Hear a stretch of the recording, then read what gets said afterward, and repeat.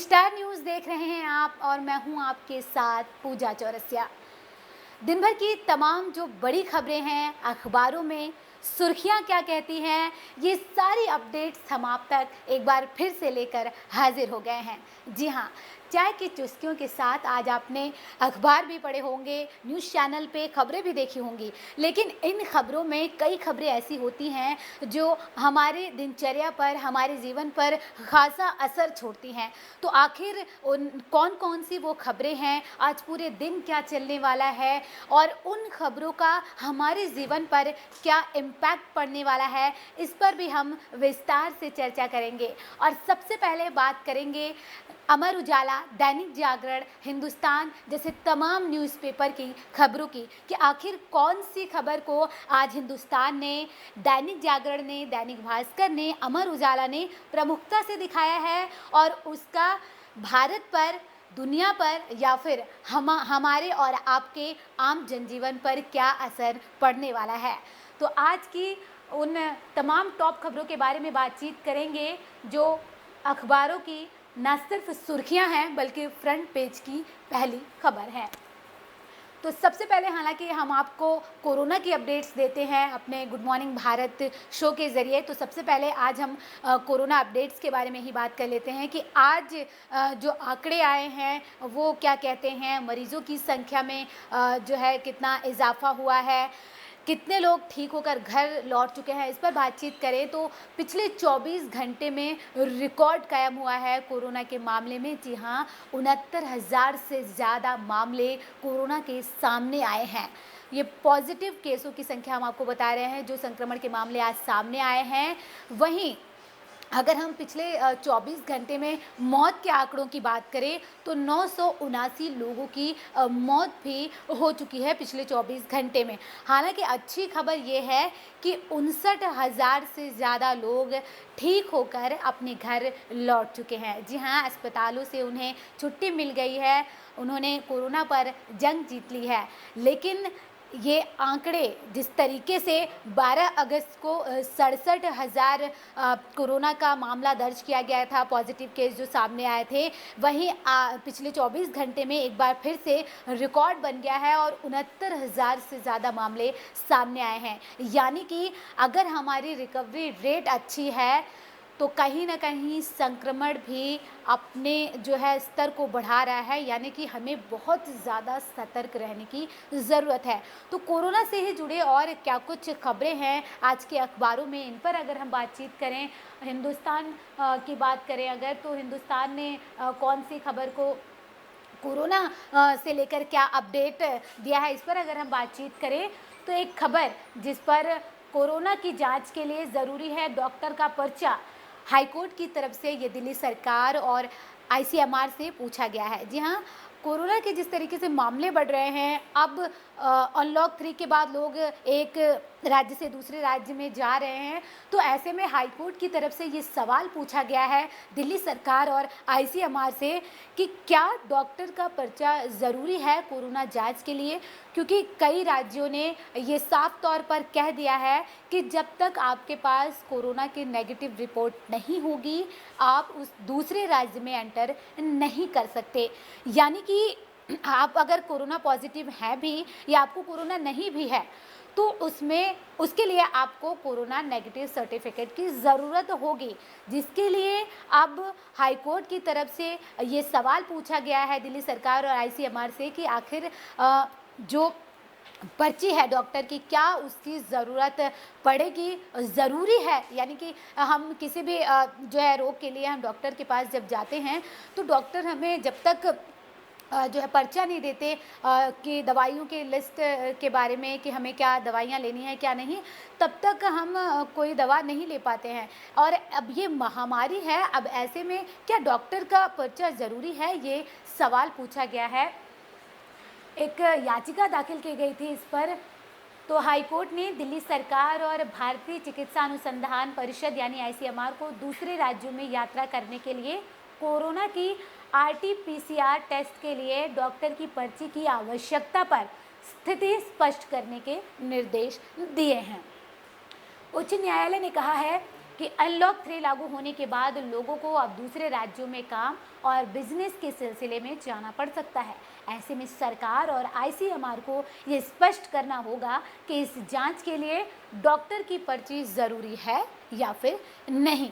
क्योंकि अगर आपके पास, मान लीजिए आप कोरोना पेशेंट नहीं हैं, लेकिन दूसरे राज्य में आपको किसी भी काम से जाना पड़ सकता है, मान लीजिए बिजनेस के चलते अगर आपको जाना पड़ रहा है, बहुत ही ज़्यादा ज़रूरी काम है, लेकिन आपके पास कोरोना के नेगेटिव सर्टिफिकेट नहीं है, तो ऐसे में आप फंस सकते हैं उस दूसरे राज्य में एंट्री पाने के लिए। तो ऐसे में हाईकोर्ट की तरफ से ये सवाल पूछा गया है। वकील अभिमन्यु तिवारी ने याचिका दाखिल की थी, जिस पर ये पूछा गया हाईकोर्ट की तरफ से। तिवारी ने न्यायालय से सरकार को बिना लक्षण वाले लोगों को डॉक्टरों की पर्ची के बगैर कोरोना की आरटी-पीसीआर टेस्ट की अनुमति देने का आदेश देने की मांग की है। जो याचिका दाखिल की गई है उसमें आरटी-पीसीआर जो है उसकी टेस्ट की अनुमति देने की मांग की है, वो भी डॉक्टरों की पर्ची के बिना। जिसके बाद ये सवाल पूछा गया है हाईकोर्ट की तरफ से कि क्या डॉक्टर की पर्ची ज़रूरी है टेस्टिंग के लिए। जिस तरीके से आरटी-पीसीआर की जो टेस्टिंग है, जिनके अंदर कोरोना के लक्षण नहीं हैं, तो क्या डॉक्टरों की पर्ची की ज़रूरत पड़ेगी।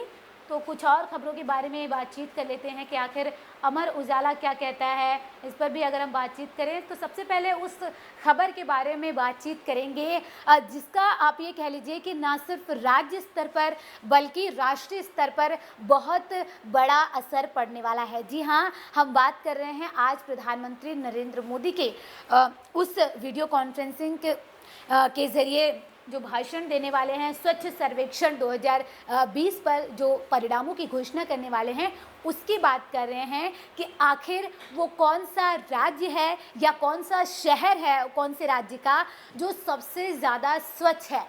इसकी घोषणा आज खुद प्रधानमंत्री नरेंद्र मोदी करेंगे। 11 बजे ये घोषणा की जाएगी। तो आपको ये भी हम आपको बता दें कि जब पहली बार जब सर्वेक्षण किया गया था तो सबसे पहले मैसूर जो है मैसूर को सबसे स्वच्छ जो है माना गया था।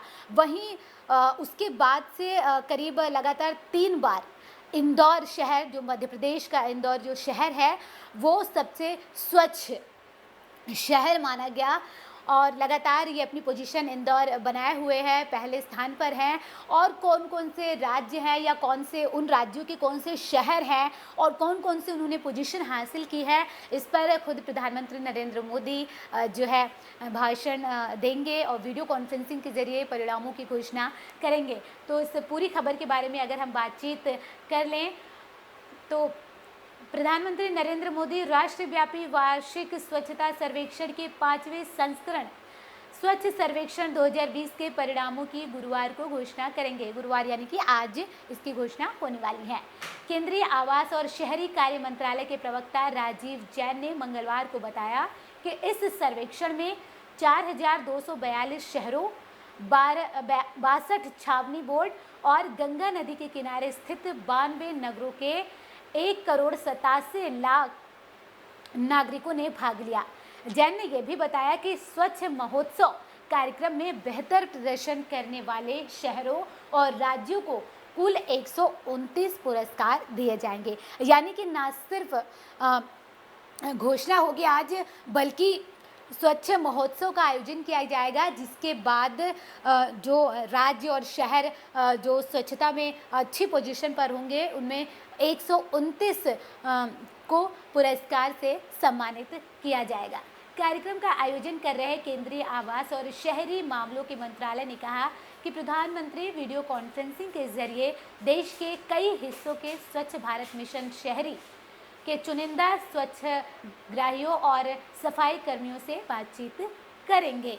यानी कि इस पर हमारी नज़र बनी रहेगी कि आखिर वो कौन सा शहर है, कौन से राज्य का वो शहर है जो स्वच्छता में नंबर 1 पर बना हुआ है। इस पर लगातार हमारी नज़र बनी रहेगी, क्योंकि जिस तरीके से प्रधानमंत्री लगातार स्वच्छता को लेकर संदेश देते आ रहे हैं, लगातार ये कहते आ रहे हैं कि स्वच्छता कितनी ज़्यादा ज़रूरी है, लगातार अभियान चलाए जा रहे हैं एक के बाद एक।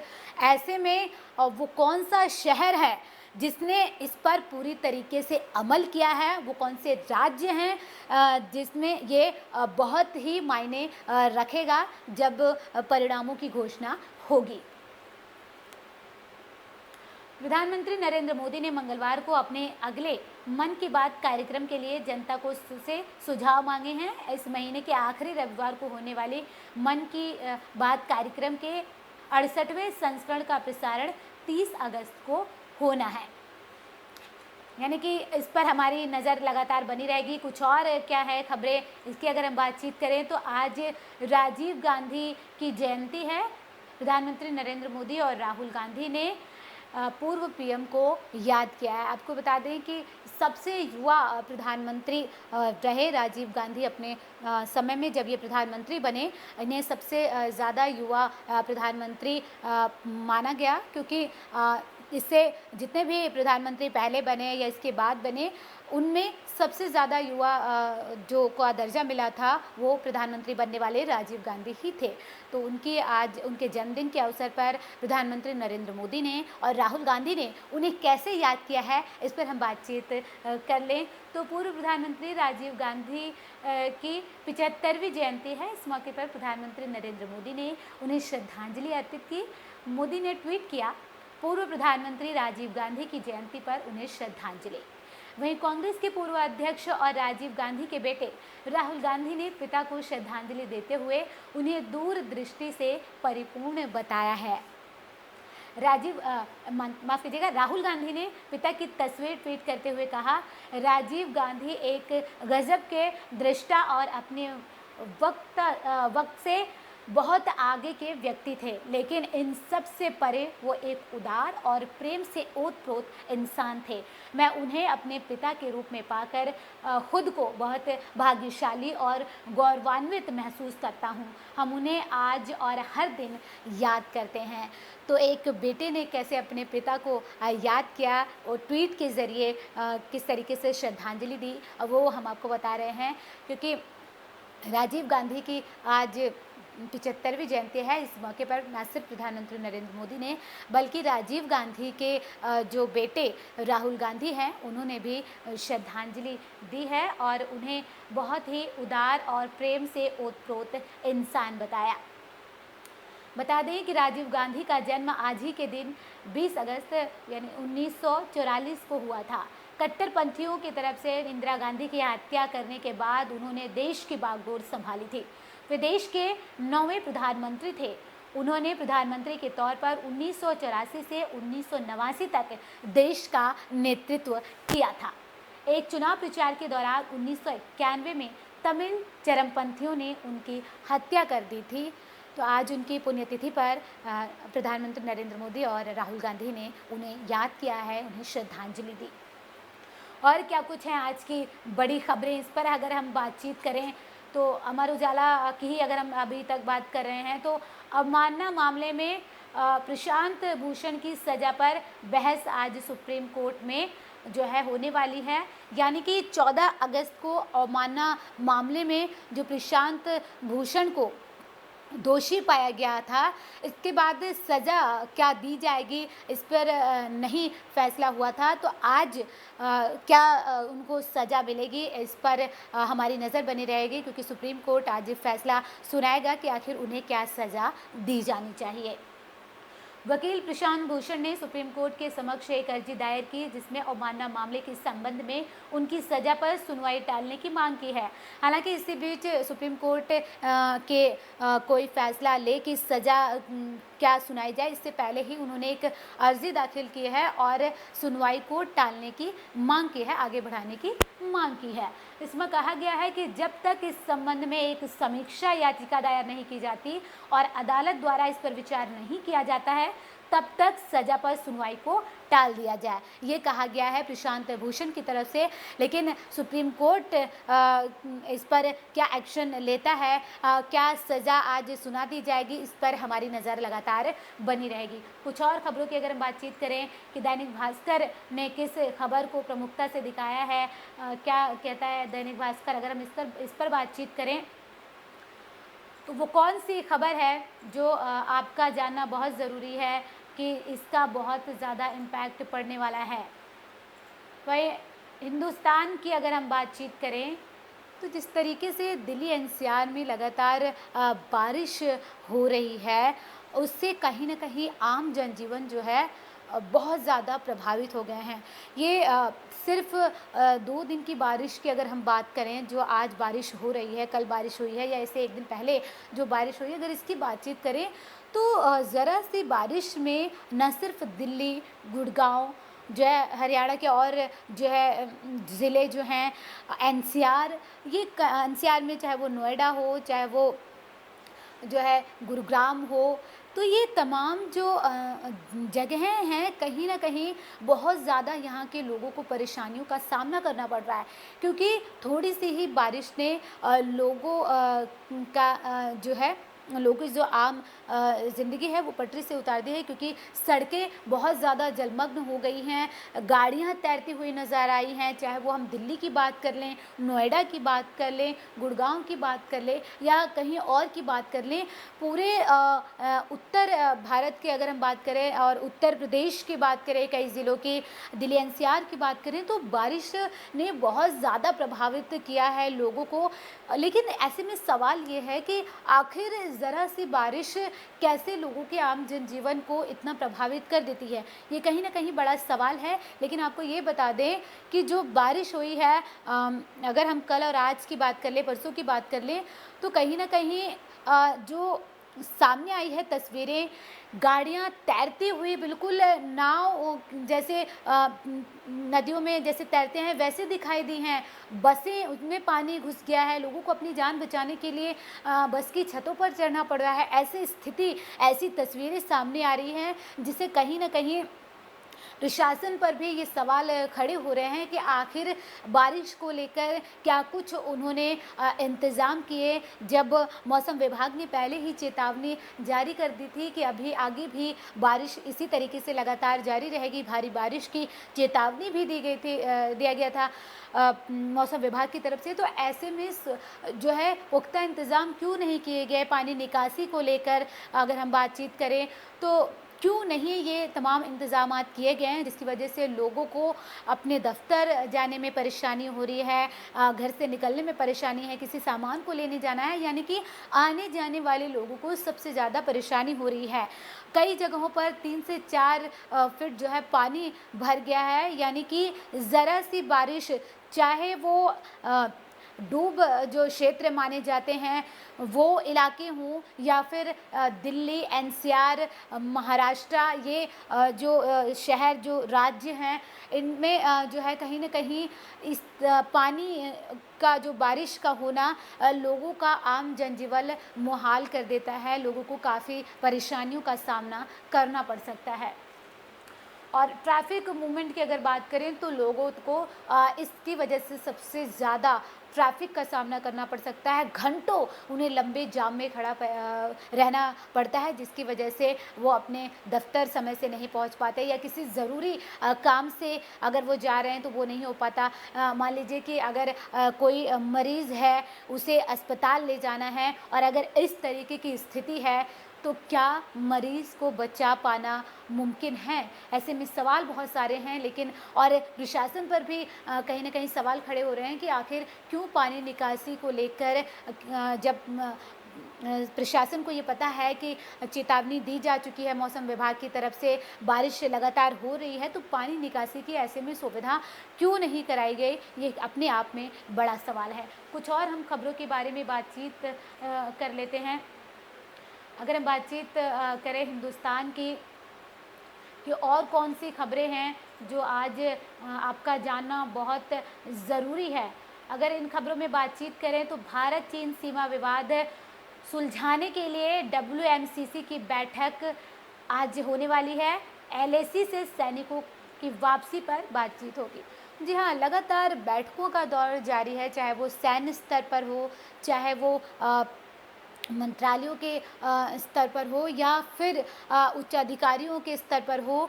कहीं न कहीं ये जो बातचीत का जो ये पूरा बातचीत जो पूरी होती है, कहीं न कहीं हल उसका निकलता नहीं दिख रहा है, क्योंकि बार-बार जब भी बातचीत होती है, चीन यही कहता है कि वो अपने सैनिकों को पीछे हटा लेगा, लेकिन जैसे ही बातचीत खत्म होती है, अभी तक चीन की तरफ से अपनी किसी भी बात पर जो है अमल करने जैसी कोई भी स्थिति नहीं देखी गई है, क्योंकि एलएसी पर अभी भी चीन के सैनिक तैनात हैं। हमारे जो कई इलाके हैं वहाँ पर वो बढ़ना चाह रहे हैं आगे, लेकिन हमारे सैनिक उन्हें पहले भी मुंह तोड़ जवाब दे चुके हैं। यानी कि अगर देखा जाए तो पिछले, अगर हम चीन और भारत के अगर हम विवादों की अगर हम बात करें, तो ये पहली बार ऐसा होगा जब 100 दिन से ज़्यादा सैन्य जो टकराव है वो देखा जा रहा है एक ही जो है जगहों पर कि चाइना और भारत में ये करीब 100 दिन का सबसे लंबा सैन्य टकराव है, जिस पर लगातार जो है बातचीत भी हो रही है। चाइना की तरफ से शांति की भी बात की जा रही है, लेकिन कहीं ना कहीं उसका हल निकलता दिख नहीं रहा है, क्योंकि चाइना बार बार वो ये कहता है कि वो अपने सैनिकों को पीछे हटा लेगा, लेकिन वो फिर से अपनी बात से मुकर जाता है, यानी कि वो अपनी हरकतों से बाज नहीं आता है। तो आज जो बैठक होने वाली है ये बेहद इसी लिहाज से और अहम हो जाती है, क्योंकि जिस तरीके से पहले सैन्य अधिकारियों की बैठक हुई, उच्च अधिकारियों की बैठक हुई, उसमें कोई हल नहीं निकला। तो क्या इस जो बातचीत का जो आज सिलसिला शुरू हो रहा है, क्या उसमें कोई हल निकल पाएगा? इस पर भी हमारी नज़र बनी रहेगी कि आखिर क्या हल निकलता है, जिस तरीके से एलएसी पर माहौल बना हुआ है। वहीं अगर हम कुछ और खबरों के बारे में बातचीत करें, तो जिस तरीके से आगरा से एक बस को हाईजैक कर लिया गया, वो कहीं ना कहीं कई सवाल खड़े कर रहा था, और कहा जा रहा था कि फाइनेंस के जो है एजेंट थे जिन्होंने बस को हाईजैक किया है। कई जगहों से घूमते फिरते आखिर ये पूरा मामला क्या है, बस को बरामद किया गया, क्या पूरा मामला है, इस पर हम आपको विस्तार से बताएंगे और पूरी अपडेट देंगे। तो हम अमर उजाला की लगातार बात कर रहे थे, दैनिक जागरण की बात कर रहे थे, दैनिक भास्कर की बात कर रहे थे, तो वहीं आगरा में बस हाईजैक करने वाले बदमाश और पुलिस के बीच में मुठभेड़ की भी खबर सामने आई है। जिस तरीके से आगरा से बस हाईजैक किया गया था, बताया जा रहा है कि उसमें 34 सवारी जो है थे और 34 यात्रियों से भरी बस को हाईजैक कर लिया गया था बदमाशों की तरफ से। वहीं अब बदमाश और पुलिस की मुठभेड़ हुई, जिसमें एक घायल हो गया है। क्या है पूरी खबर, इस पर अगर हम बातचीत करें तो आगरा के मलपुरा क्षेत्र से न्यू दक्षिणी बाईपास पर मंगलवार रात 34 यात्रियों से भरी बस के अपहरण के मुख्य आरोपी जैतपुर निवासी प्रदीप गुप्ता से पुलिस की गुरुवार सुबह मुठभेड़ हो गई। दाहिने पैर में गोली लगने के बाद पुलिस ने प्रदीप को गिरफ्तार कर लिया है, जबकि उसका एक साथी चित्राहाट थाना क्षेत्र के कचौरा निवासी यतेंद्र यादव मौके से फरार हो गया है। यानी कि जो बदमाश और पुलिस की मुठभेड़ हुई बस के हाईजैक के बाद, उसमें एक को तो जो है गोली लग गई, वो घायल हो गया, लेकिन एक जो उसका साथी था वो मौके से फरार हो गया। मुठभेड़ की स्वाट का सिपाही सुदर्शन भी एक घायल हो गया है। मलपुरा क्षेत्र में दक्षिणी बाईपास से मंगलवार रात को बदमाशों ने यात्रियों से भरी बस का अपहरण किया था। बुधवार को सुबह 6 बजे चालक और परिचालकों ने मलपुरा थाने में घटना की सूचना दी थी। इस मामले में परिचालक राम विशाल की तहरीर पर पुलिस ने अज्ञात बदमाशों के खिलाफ डकैती और अपहरण की धारा में मुकदमा दर्ज किया था। पुलिस की जाँच में जैतपुर निवासी प्रदीप गुप्ता का नाम सामने आया था। यानी कि ये जो पूरा मामला था, जिस तरीके से हाईजैक किया गया, पहले ये बताया गया कि फाइनेंस के एजेंट थे और चालक को ये कहकर फाइनेंस के एजेंट ने बस से निकाल दिया कि बस की किश्त पूरी नहीं हुई है। वहीं अब इस पूरे मामले में नया मोड़ तब आ गया जब परिचालक ने थाने में तहरीर दी और बताया कि वो बदमाश है, जिसमें प्रदीप गुप्ता का नाम सामने आ रहा है, जो कि जैतपुर का रहने वाला बताया जा रहा है। वहीं अब इस पूरे मामले में पुलिस जांच कर रही है। मुठभेड़ भी हुई पुलिस और बदमाशों की, जिसमें प्रदीप गुप्ता को जो है गोली लगी है, वो घायल है। वहीं उसका एक साथी फरार हो गया है। हालांकि इस दौरान एक सिपाही भी घायल हो गया इस मुठभेड़ में। लेकिन अब कौन से और लोग थे जो इसमें शामिल थे, इस पर भी लगातार पुलिस जांच कर रही है। डकैती और अपहरण की धाराओं में मुकदमा पुलिस ने दर्ज कर लिया है और अपने आगे की जांच लगातार कर रही है। कुछ और अगर हम खबरों की बात करें तो और क्या चल रहा है देश और दुनिया में, इस पर हम बातचीत करेंगे। तो हमने हिंदुस्तान की खबरों की बातचीत कर ले कि आज क्या कुछ रहने वाला है। वहीं एक चीज़ और आपको बता दें कि खबर के बारे में कि जिस तरीके से सुशांत सिंह राजपूत का मामला सीबीआई के हाथों में गया था, उसके बाद कई सवाल खड़े हुए और सुप्रीम कोर्ट में याचिका दायर थी कि जो है सीबीआई के जांच ना कराई जाए रिया चक्रवर्ती की तरफ से। वहीं सुप्रीम कोर्ट ने जब ये आदेश दे दिया कि सीबीआई ही जांच करेगी और मुंबई पुलिस ने जो अब तक की जांच की है वो रिपोर्ट सीबीआई को सौंपे, तो अब इस पूरे मामले में कहीं ना कहीं राजनीति भी गर्मा गई है। और एनसीपी अध्यक्ष शरद पवार ने जो है सीबीआई जांच का जो है जहां सपोर्ट किया है, वहीं कहीं ना कहीं कटाक्ष भी किया है कि कहीं किस तरीके से सीबीआई की जांच 2014 में प्रभावित हुई थी डॉक्टर दाभोलकर की मौत के मामले में। तो कहीं ऐसा ना हो कि जिस तरीके से दाभोलकर की मौत की गुत्थी नहीं सुलझ पाई और ये भी इसी तरीके से रह जाए, वो कहीं ना कहीं कटाक्ष किया है। हालांकि सीबीआई जांच का उन्होंने समर्थन किया है और महाराष्ट्र सरकार ने भी सीबीआई जांच का समर्थन किया है। लेकिन कहीं ना कहीं जिस तरीके से मुंबई पुलिस ने समर्थन नहीं किया था जब पटना में जो है केस दर्ज हुआ था, बिहार पुलिस जब यहाँ पर आई थी, तो कहीं ना कहीं कई सवाल खड़े हुए थे। लेकिन अब इसमें देखने वाली बात ये होगी कि अब सुप्रीम कोर्ट ने भी क्योंकि साफ कर दिया है कि सीबीआई ही पूरे मामले की जांच करेगी, तो सबकी नज़र बनी रहेगी कि आखिर इस पूरे जो ये पूरा मामला है वो आत्महत्या का है, हत्या का है, या फिर जो है किसी ने अगर उन्हें आत्महत्या के लिए उकसाया या उनकी हत्या की है तो वो कौन से लोग हैं।